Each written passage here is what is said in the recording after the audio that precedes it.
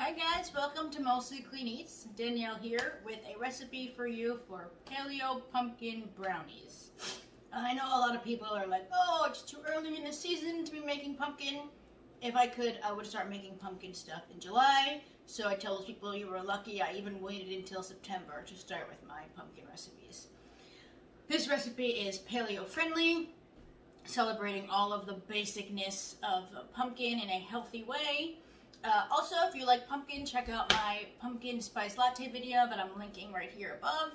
The full recipe is linked below with all of the ingredients for this, so if you need measurements, all that fun stuff, or it's on the blog, mostlycleaneats.com.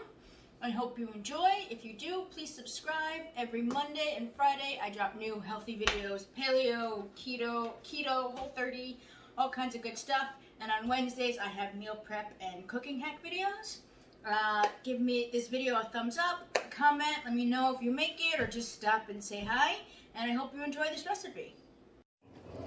To start this recipe, we're going to combine almond butter and pumpkin puree. Make sure it's not pumpkin pie, just pure puree. Next, you're going to add in 2 eggs. Try not to drop the shell in like I did. Now you're just going to mix out all the lumps so it's nice and smooth. Once you have all the lumps out of the batter, we're going to add in our maple syrup or some honey for some sweetness.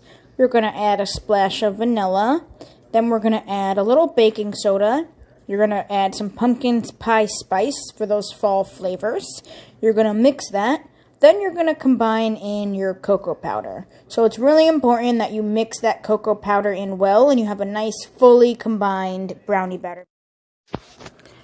Now we're going to take this rich brownie batter and we're going to stir in chocolate chips, somewhere between a half a cup and a cup. Your heart will know how much you need. Now spritz your pan with some oil. Once the pan is prepared, we're going to take our batter and we're going to pour it into the pan. You want to make sure that it's spread nice and even. You can even tap it a few times to get some of the air bubbles out.